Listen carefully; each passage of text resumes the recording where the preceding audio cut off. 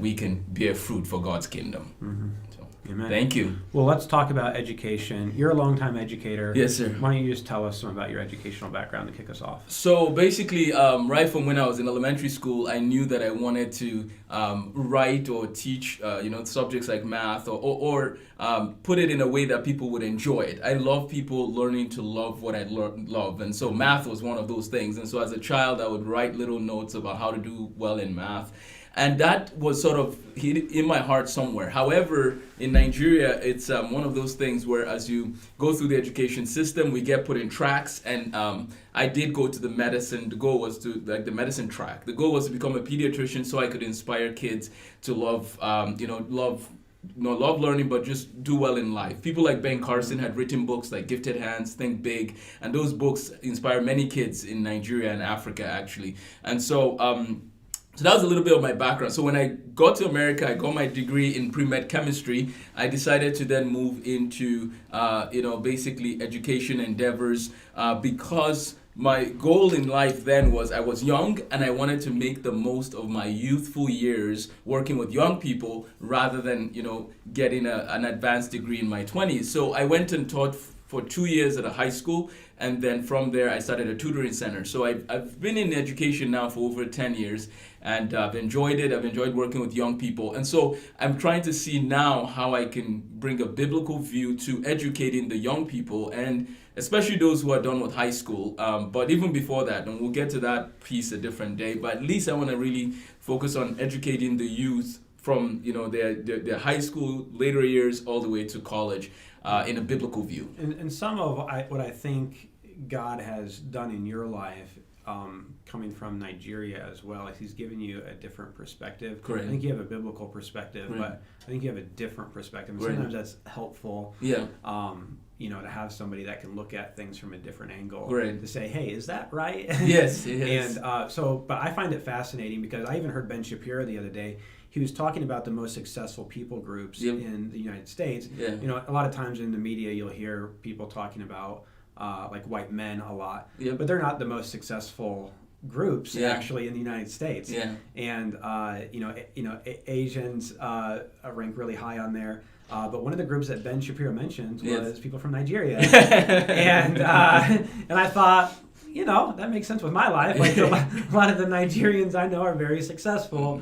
And so what is some of your education background there that's a lot different than what education people experience in the U.S.? Before I give some of the more specifics, one verse that comes to mind too as you look at educating the youth and young people is, the Bible says in Ecclesiastes 12:1, remember your Creator in the days of your youth. And so in Nigeria, one of the things that I've realized is that low standards are sort of not the norm. We are expected to, work hard, give your best in whatever you do. And you need to recognize that there are many, difficulties in the setting, in Nigeria that we grew up in. Our classrooms, for example, in some schools don't have fans that work, don't have windows, so you're sweating there taking notes, and there's 80 kids in the classroom, with one teacher. So it was not, I think of Booker T. Washington's quote, which is that sometimes success should not be judged by how many things you've accomplished, but how many obstacles you have to jump over to accomplish them. So I just find it interesting that, again, in Nigeria, we grow up with very little. A lot of the time, we had to fetch water and walk, sometimes many minutes. I think of, almost on a daily basis, 15, 20 minutes of carrying water from point A to point B, not having constant electricity. Some of these challenges helped us. But we know that the challenges are there, but we are taught at an early age, essentially, to keep working hard, never settle for where you are at. Don't let your circumstance sort of define you. Do your best with what you have. Now, there are wealthy, families and people that go to expensive schools, but I'm speaking about the majority. We go to schools that are very, very, funded with very little, but have teachers that are willing to give their best. And so we grow up with that mentality. And so when we are put in a circumstance where, okay, now there's constant electricity, now there's water, we're gonna run with it, and because we know what it's like not to have a lot of those things. Right. And you've told me in the past too that some of the rigorousness of some of the specific schools you went to Great. as well really push students to perform well Yeah. academically. Yeah. Do you mind just sharing one example of that? Yeah, I think of what you value and how in a lot of these schools we would be given, like in my elementary school, I went to an Air Force primary school. Well, first of all, one key feature to all of this is that morality and moral instruction was not separated from education. Our teachers would talk about honesty and integrity and living a life that makes sense, and sometimes quoting right out of the Bible. And so we didn't have this issue of teachers having to shy away from talking about truth in the classroom, which is one danger I know American schools have, is that some teachers feel like, oh, I can't talk about A, B, or C because of, they say, separation of church and state, which would be a good conversation to have in and of itself. What does that even mean, and are people misinterpreting that? But in some of these schools I attended, like Air Force Primary School, from first grade there was about 40 people in my classroom, and all the way through elementary school you get rankings of first, second, and third, and if you work hard enough you get the grades, you get an award on the speech and prize giving day, they call it. And so that rigor and that, you're sort of, there's competition. Of course, some of it can get unhealthy, but this was mostly healthy. I mean, there's no penalty if you don't place first, second, or third. However, if you apply yourself, they have a reward. And so that was sort of how we started out in elementary school all the way through high school. And so I think of mathematics, for example, one rigorous element. If you fail mathematics at a Nigerian school, and this ties to the biblical importance of foundation. If you fail math at any grade level, you repeat the whole grade. Like, so if I'm in 7th grade or 8th grade and I don't do well in math, I have to redo all of 7th grade. So even if I do well in English, even if I do well in everything else, but the point they're trying to make is, if your foundation is shaky, how will you build? And of course, Jesus teaches this. So we can see that the Bible calls for a certain type of instruction, which again establishes that foundations should be solid. But I feel like not every country takes that seriously. But in Nigeria, they take it seriously. Your foundation must be solid. Right. Yeah. So let's talk about biblical education. And what that looks like. Yep. So what would, like, maybe do a little comparing and contrasting, but what should biblical education be like? And some of this is not happening in Nigeria or America. And so I'm really glad we're having these conversations, because I believe we need to get the word out that we shouldn't continue with the status quo. We need to dive into, how does the Bible call us to learn? And so first of all, I think of people like Joseph and so on and so forth. They learn through their circumstance, which is a lesson for us to learn. So the first thing I would say, especially for older people, is we need to recognize that we've been given a life, we've been blessed with a life that God has designed us and wired us and created us to live lives that make sense and lives of purpose. So therefore, we need to ask ourselves, we need to spend time in prayer, seeking the Lord. Lord, what do you want me to make of this life you've given me? So a biblical view of education, first of all, has to come from realizing I was created for a purpose, and how can I use the gifts God has given me for His glory and for His kingdom in whatever field He takes me into. So when you say older person, you mean outside of primary? Correct, outside of primary. Yeah. So I'm thinking of middle school, high school, or high school, college. But this applies to younger people, in some way, but that would be more of the parents, which we can address. Right. But if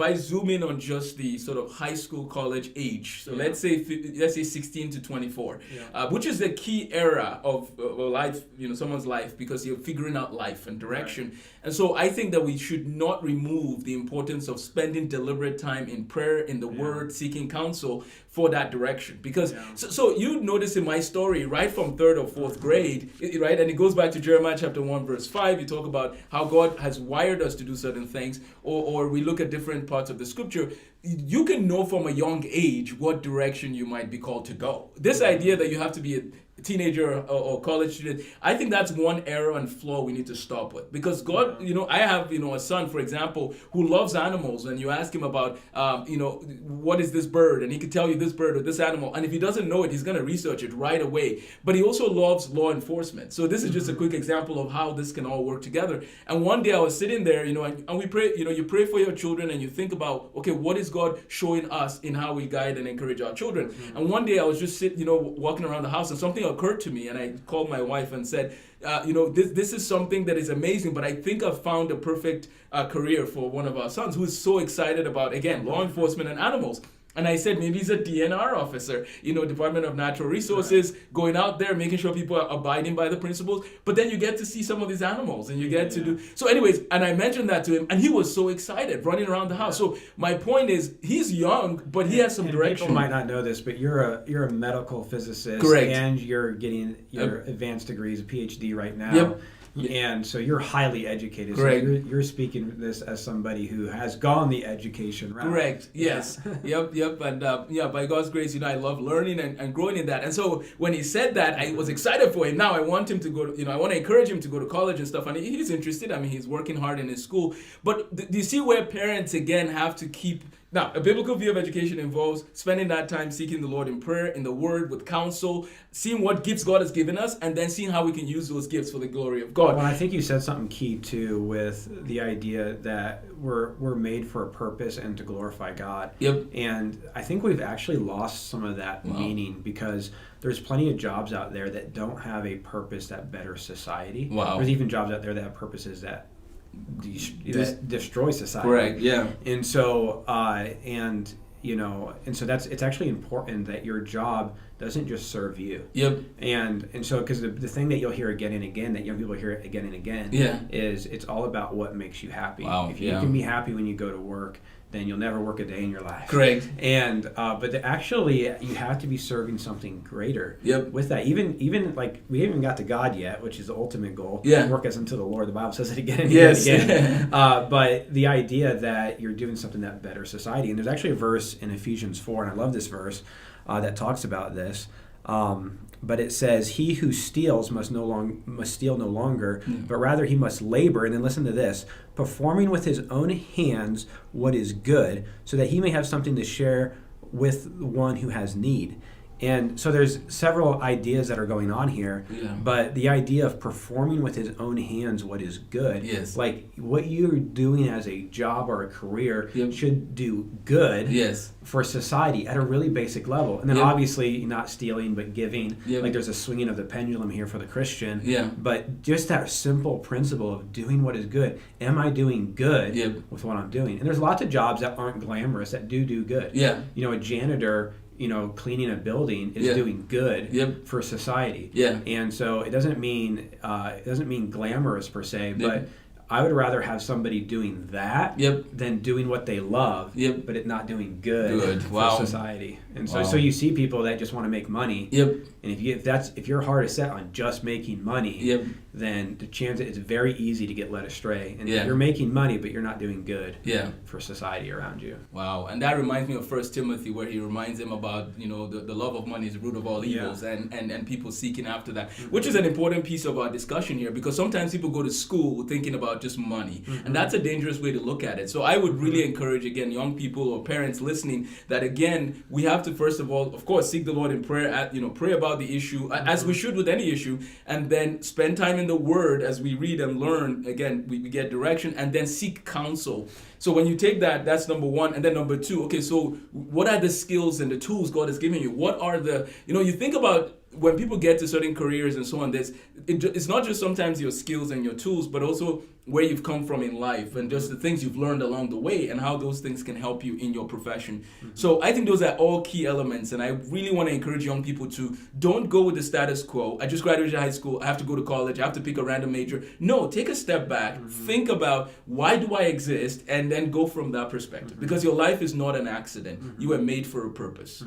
And if you go off trying to just do what makes you happy, like the truth of the matter is, it doesn't even work. No. Because if you end up doing something that's not for the betterment of society around you, that you're not doing good, then ultimately you're not going to feel happy about that. It's interesting, isn't it? Like true joy does come from serving God, ultimately. And so you do want to find your place, to honor Him. And so, but because we brought up money, there is another problem with money, not just people desiring to be rich and falling into a trap of the devil, like it says in 1 Timothy. But the other problem with money is people spending lots of money for something that doesn't make money. That's another problem. Oh, yes. Maybe talk about that a little bit. Yeah, and again, this podcast, we're trying to look at things from a biblical view. And if we talk about American college education right now, there's a lot of it that doesn't make sense, first of all, but then from a biblical view is not wise. And so, Pastor Steve had mentioned this to me the other day, and I just think it's very interesting. A lot of people would take student loans to go get a degree in a field that doesn't does not have the rate of sort of rate of return or getting back the money they spend. And this is a practical problem I want to quickly address. When you go into any field, it's good to plan. The Bible talks about if you're going to go to war with another kingdom, you need to plan. And if you want to build a house, you need to plan. Mm-hmm. Why don't we do that with education? Mm-hmm. Okay, you want to go to college. Well, why not make a plan? And especially those who are still in their earlier high school years. If you know you want to go, well, make a plan now. So I'll just tell you a quick side important note. It's not necessary to graduate in 4 years. I repeat, it's not necessary to graduate in 4 years if you want to pay as you go in a college that might be more expensive. So what about planning and being strategic and taking and working a job and then getting your degree as you go? But also, why are you getting the degree? What is the point of the degree? How is it going to help you? How is it going to help society? Now, some people say, oh, I love sociology and I want to just learn sociology. So I'm going to go to Harvard, for example, or some expensive university. First of all, why are you going to an expensive university if you can't pay for it? Second of all, you can learn certain things like sociology and so on without going to a university. And as a matter of fact, I'm going to add one more thing. Let's hit the hornet's nest for a second. I would say that you shouldn't study certain things at certain universities because it can be a danger to your faith if you're not established in the faith.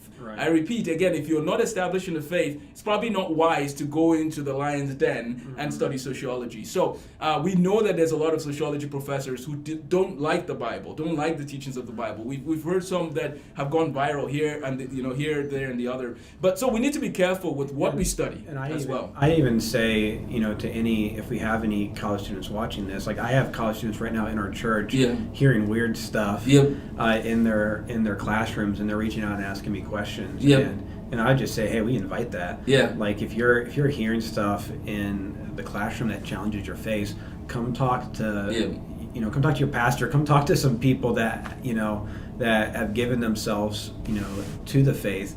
If even finding an older, wiser woman, if that's what if you're comfortable, talking to her and get some perspective. Don't just try to navigate through it all on yourself, and don't let that professor be the only voice in your life. Like he's in a classroom speaking to young people who are trying to learn and grow at an impressionable age in their beginning of their career path. Right. And go talk to somebody else who's walked that road a bit and can challenge some of those things that are being said. And some of the questions I'm getting, it's actually in a religion class, and some of the questions I'm getting, like they don't hold water. And these guys are smart; they know it doesn't hold water. So their red flags are already going off. But it's great they want to come and ask those questions. So people need that.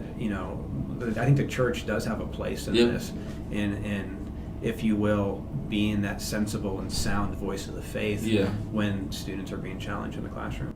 No, thanks for sharing that. And so if I can wrap up that last question, and that's basically, taking out money to do something that doesn't profit much is not a wise way to go. And I mean, people like Dave Ramsey have done extensive work in this. And so just want to encourage young people to please be careful. Look at what Jesus teaches on planning and deciding, if you want to build a house, do you have what it takes? Rather than starting and then not completing it. And in this context, it would be taking out the money, graduating from college, and then getting a job that can't pay back that money. That's just not a wise way to go. So I would say seek out counsel, find out your tools, and then think about college as an investment. Make sure it's worth it. And it's about stewardship.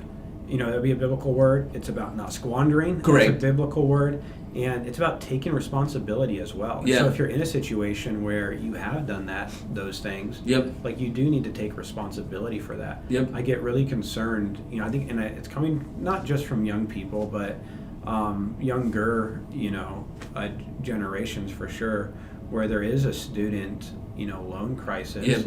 And the idea that we're just going to legislate that away. You know what I mean? Like, and don't get me wrong, I'm sure there's all kinds of laws that could be changed that help people make better decisions. Right.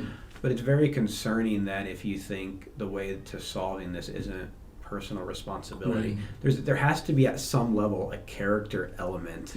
To what we're doing financially. Sometimes talking finances is a bit taboo in regards to these subjects. And I remember, when I was applying for colleges, I get called back and congratulations, you're accepted.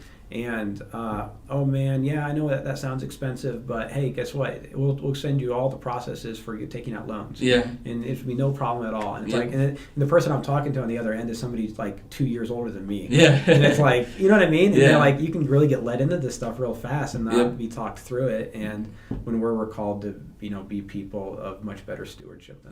Yeah.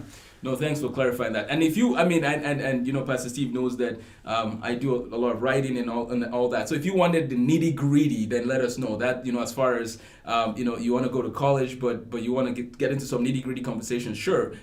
In this podcast, we really want to just zoom in and give you a biblical view of how to address this, because it's very important to have it right from that view. And if you've, again, taken out student loans or maybe gotten a degree and owe a lot of money, please, this is not, of course, a condemnation. This is just encouraging the younger generation.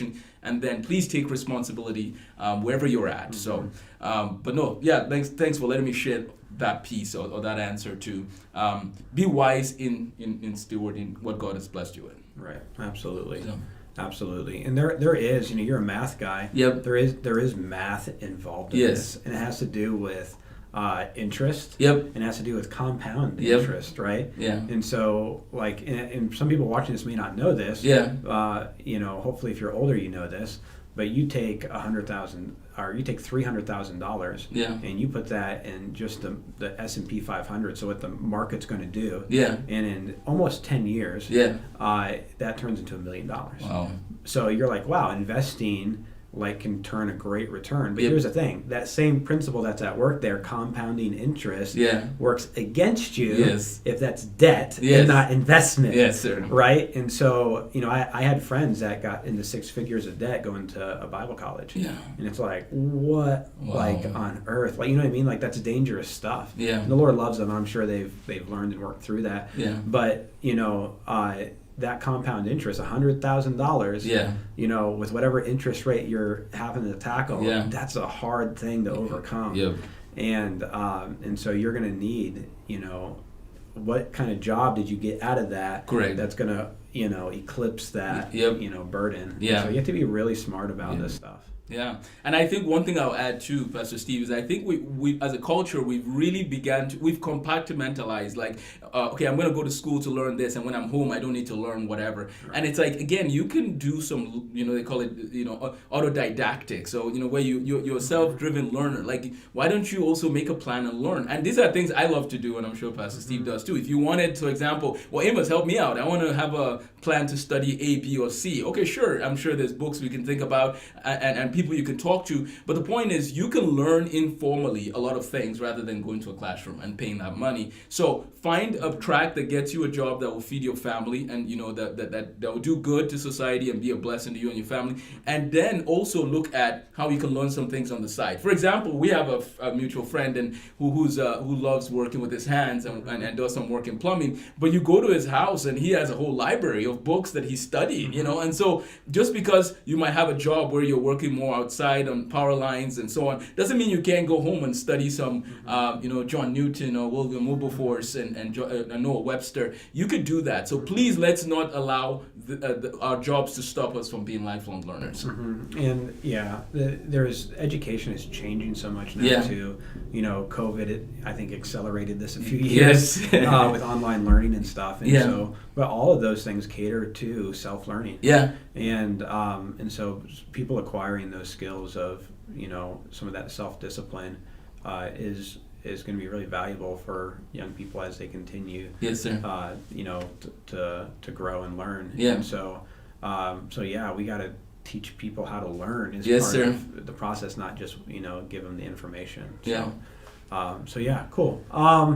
So we've talked about some of the biblical principles, at least, of pursuing education. And maybe let's talk a little bit more about other things that Christians should be considering when they pursue education, because it's not just money. It's not just getting that degree or that job or even choosing the career path. There's other considerations as well. Yeah, and I would say this is one thing, and I'm hoping that Pastor Steve joins me in this movement. I want to start a good movement, which is increasing the gap year increasing the importance of the gap year. What do I mean by this? So when you graduate 12th grade and you're not sure of direction, please take time off. Please take time to seek that out. please don't jump into college. So the gap year, for example, situation, which is actually growing more and more. People like Jonathan Haidt, who I don't think would profess to be a Christian, but Jonathan Haidt wrote The Calling of the American Mind, and he was saying that is something that psychologists are recommending more. Right. As a society, we're noticing that a lot of young people just going straight to college is not a good thing for some of them. And so what if we encourage more people to take a gap year? So what could this look like? I'll tell you this, and then hopefully someday we'll do a more in-depth analysis of this. But imagine if I graduated in May of 2022, and then I spend the summer, again, reading, praying, working a job, and then in the fall, that whole fall and spring, maybe I could take some courses online as far as general education courses, but I'm spending time, deliberate time, again, seeking counsel, working a job, and then just figuring out more and more direction for my life. That year, I don't have homework, I don't have the busyness that comes with being in high school, so I have time to focus. And then after that year, I can make an intelligent, wise decision about what to do. So I believe the gap year is crucial.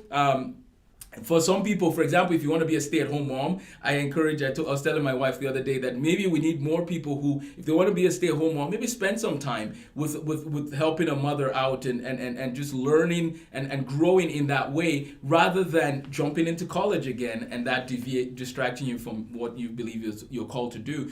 And so I just think it's important that, guys and girls and, taking out time to seek the Lord, to be mentored, and then make that decision to maybe start in the fall of 2023, if that is what you're supposed to do. Mm-hmm. So, yeah, and then we've touched on this a little bit, but Christians need to think about that greater purpose too. Like at the end of the day, Jesus calls every single believer to deny themselves, to take up their cross, and to follow Him. Yeah. And so there has to be you're part of redemptive history. Yes. And you have a role to play in that. Yeah. And doctor, lawyers, janitors, everybody in between have a place to play in that. Yeah. And it may be related, it may not be related, but you have there is a calling, a greater calling that we're all part of. It's called the Great Commission. Yes, sir.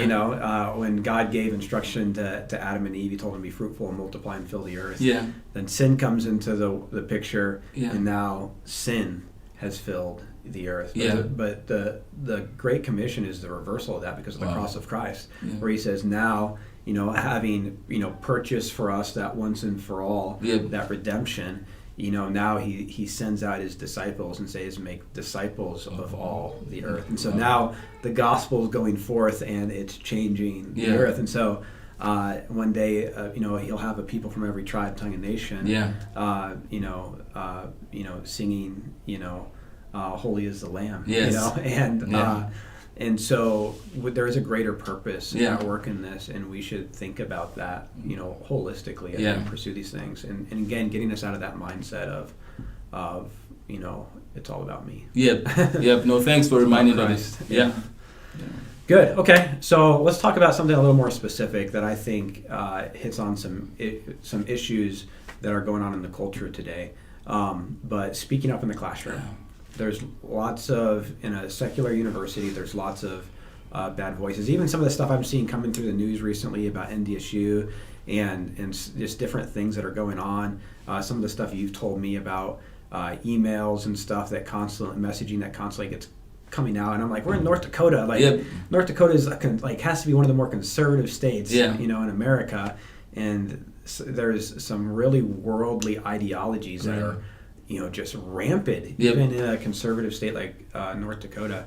And so talk to me about students speaking up in the classroom. Yeah, well, thank you for that question. When I look at people like Daniel and Joseph, I see examples of people who stood for truth, even in a hostile environment. And when I think of the classroom setting in America, in many fields, especially the social sciences, this does happen in some fields in science as well. I would say maybe biology. When the topic of evolution comes up, it can be pretty heated, in terms of different viewpoints in the classroom. But generally speaking, in the social sciences, where people might have theories or ideas that are not valid, right? They're not grounded in truth. And so when the teacher brings up these issues, I really want, my hope and desire is to see more and more students speaking up from a biblical perspective about truth, and really, again, doing this with respect. If those, I know some people get concerned about, well, what if people think I'm disrespectful? No, do your best, pray, take a deep breath if you need to, and then speak with respect, but speak truth, and challenge these professors with respect. What I mean by challenge again is show them a different viewpoint. And I had this opportunity because my bachelor's was in chemistry, but I also had training in philosophy, and so I had a lot of opportunities where I would remind them. Now, there's two sides to speaking up. There's the side of sharing what the Bible teaches on an issue, but there's also the side of showing a person that what they're saying is logically inconsistent. And just sometimes all you need to do is just do that. And again, professors are human beings, and some professors will tell you, they will actually invite you. If you disagree, tell me. And then we have Christians sometimes just sitting there and not saying anything. We need Christians to speak up in love because our professors also need Jesus. They also need to know the truth. And so please, it's my hope and my desire. And if you have questions, again, send them to us. We can maybe give you some guidance. But please speak up and show your professors where there might be a disconnect. And then if you're given the opportunity, bring the Bible and show how the Bible addresses that issue. And we can get into any specifics, either next time or if there's one that comes to mind now. But I just think that it's important that Christians speak up and not be silent in the classroom. For two reasons, actually. Again, I mentioned the first one. The professors need Jesus. But your classmates can begin to then see this person is speaking from a different perspective. When they go to lunch, they might have never heard the gospel. They might have never heard about truth. They might have never heard another perspective. Now they come to your lunch table and they actually say to you, please tell me more. Isn't that a blessing? Isn't that a great opportunity? So please, let's not keep quiet or allow fear to win. Let's speak up and speak in truth about whatever the issue is that is being talked about. Yeah, absolutely. And there is something about speaking up that once you begin to take a stand on something, and once you begin to articulate something, it forces you to really make sure you know what you're saying. Yes. You're doing. Like you know this as a teacher. When you have to teach on something, you learn that subject much better than when you were a student. Yes. And it just by its nature forces you to. So as you begin to speak up, it's going to force you to learn things even better. Yep. That's number one. Number two is it invites criticism of your own view that you'll never get unless you speak up. Yes. And so that'll only, you might get stumped a few times. Yes. But are you going to get stumped again and again and again? Or are you going to learn and get good answers to some of those objections? Yep. We actually see this in the life of Jesus. Not that he never got stumped, but he didn't get challenged until he began to preach. Wow. Repent, for the kingdom of God is at hand. And then the Pharisees would constantly try and test him. Now, they, were a little at a disadvantage there because he was God in the flesh. But I think there is a principle at work when you begin to speak at something. You will get challenged. That's not a bad thing. It's a good thing. Yes. And so I love it. When I get a question I haven't thought about on a topic I may be even very familiar with. Yes. And it makes you think about it differently. And I know even at the moment I don't have a good answer. I know it's only going to make me stronger. In the end. And so. The other thing is not just speaking up in the classroom, but speaking up with their peers in the dorm rooms, with their friendships. Yes. Being willing to talk about things because this is just a simple aspect of loving your neighbor. Yep. Well, if there really is a battleground in some ways of ideology going on in these schools. And if we really love and are concerned for people, truth is liberating. For people, and so it saves them. Sometimes sin starts with a bad philosophy. Yes. And it can lead you down a dark path. And so sometimes speaking the truth in love can be incredibly liberating to your friends and family and so on. Yeah.